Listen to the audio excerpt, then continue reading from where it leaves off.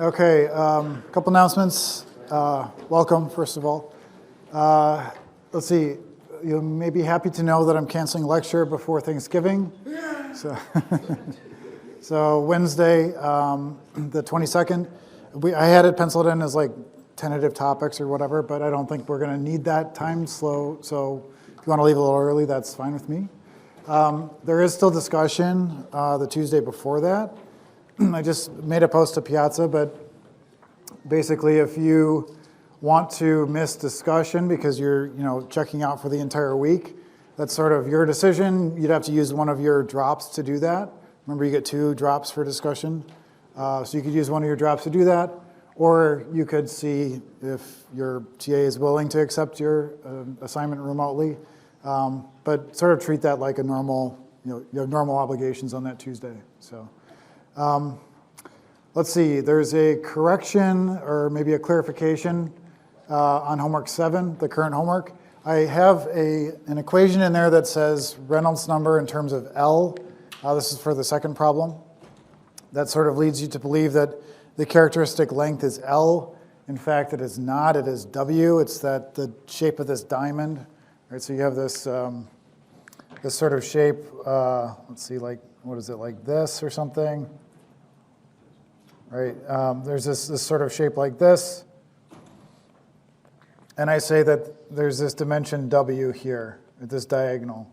So the characteristic length for this is the W. It's like the diagonal length. What the characteristic length means here is this is how the correlation is developed. Right, this is the basis for the development of the correlation or the non-dimensionalization of some of the numbers. So you always have to use the same characteristic length for the correlation as how is it developed. So don't use L. L is the length. It's a different number. Use W. So make that substitution. Let's see. Lecture recording. I've gotten a couple questions. It's not posted yet. Yes, I realize that. I've been busy with other things. I will post the recording for Monday and for today, probably tonight. Or maybe tomorrow morning. So sorry for the delay on that. All right, homework formatting. I also made a post on Piazza. I was going to mention it last time, but forgot. Just remember that if you take your phone and you take a picture of the screen and then you submit that as your homework, that's not good. And the reason why is because it looks like crap when you're trying to read it. It's really hard to make out colors and like important stuff that you need to grade. So please don't do that. Just learn how to do the PDF. So like in ease, you can go to the file menu. I guess I don't have it up. You can go to the file menu and do print. Print to probably PDF, Adobe if you have Adobe, or Microsoft PDF or whatever. It'll produce a nice PDF that then you can combine. There's options to do that, I think, for free, like this Simply PDF or something.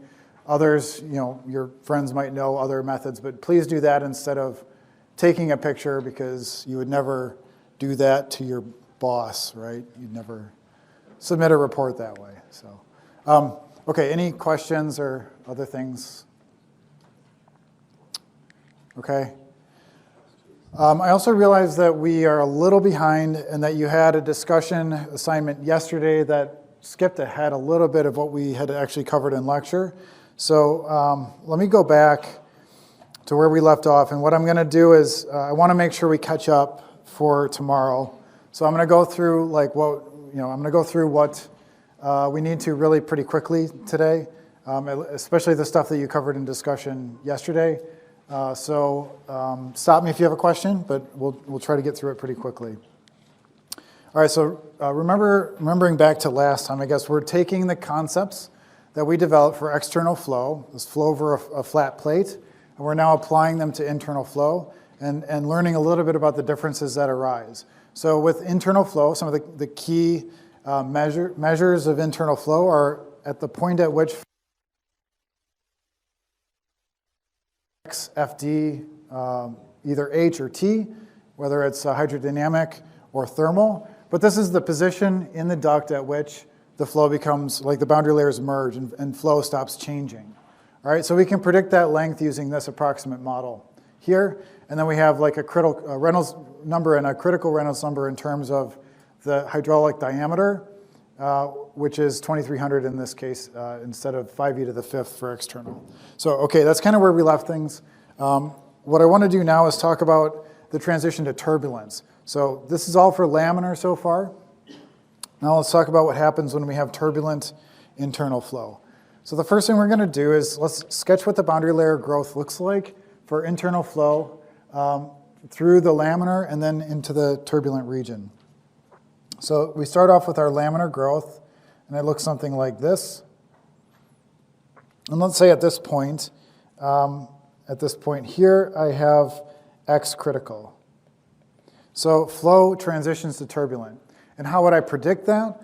I would predict that by looking at the Reynolds number where it becomes not 2300, but where it becomes 5e to the 5th, because this is still external flow, right? It's external flow until the boundary layers merge.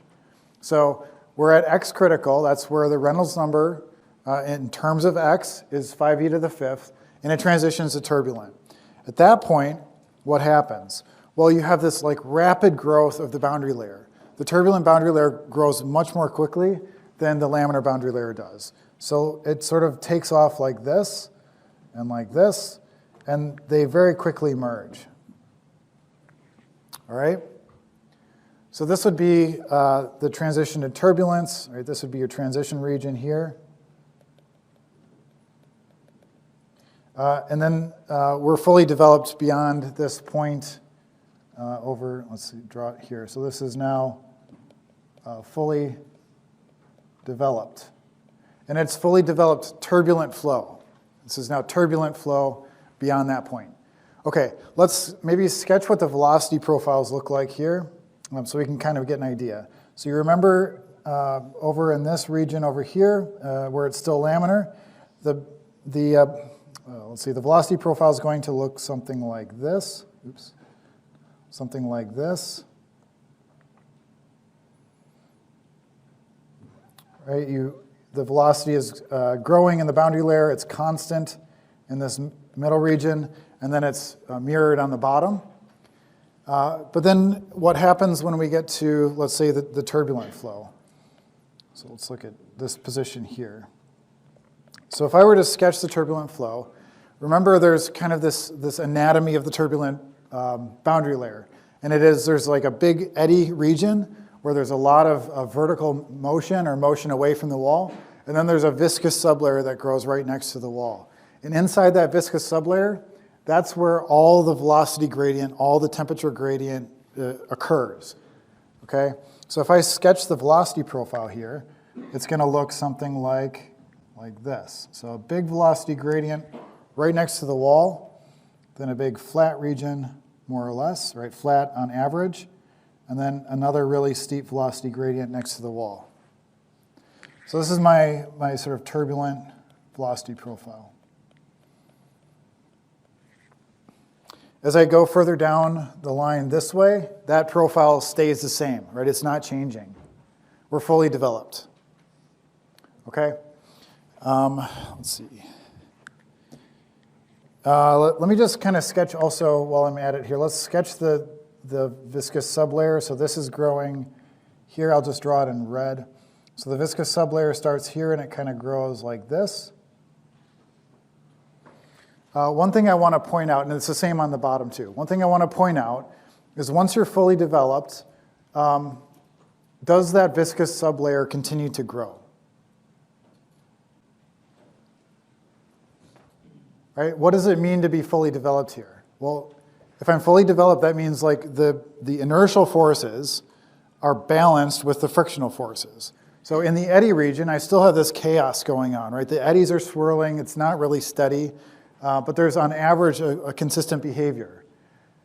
The forces associated with that aren't changing as a function of position. Yeah, there's unsteadiness, but they're sort of constant on average. So that means the viscous sublayer, it has to balance out with the forces in the eddy region. The viscous sublayer is not going to change either, right? Nothing is changing as a function of position. So once this viscous sublayer is established at the fully developed region, right, this viscous sublayer thickness here, delta Vs, is constant in internal flow, okay? Let's see. So a couple things to point out. So we note that the velocity profile is really very steep near the wall. So remember that this is going to mean tau s is much higher than for laminar. Okay, so that means what? dP, d pressure, dx is also a lot higher for turbulent than it is for laminar. So if you're paying, to pump this fluid through, you'd rather it be laminar in terms of like paying for the power to pump the fluid because there's a much higher pressure drop. So turbulent flow, higher pressure drop. However, if you want good heat transfer, you want it to be turbulent, right? So there's this kind of trade-off that shows up. Questions on this before I move on? Yeah? Tau s is higher for turbulent, higher than for laminar, higher for turbulent than for laminar. And does the residential hot water heating system, is it that terminal flow, or turbulent flow, or? Good question. So usually it's going to be laminar because you don't, like if you have turbulent flow in pipes, there's a lot of chaos and a lot of movement, and it would rattle the pipes, right? So it's actually turbulent flow is pretty loud. This is why you hear jets, right? You can hear them from 30,000 feet away because that's turbulent flow. There's a lot of, in the engines and everything, so good question. Yeah?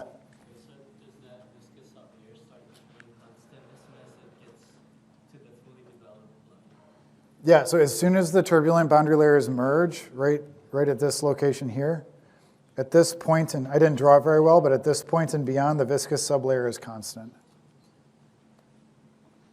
Okay?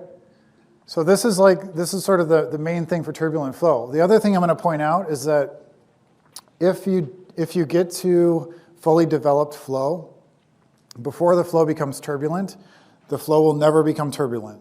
All right? I think I mentioned this once already. But once the flow stops sort of changing, or the boundary layers stop changing, there's no reason why it would become turbulent unless the properties are changing or something else is happening.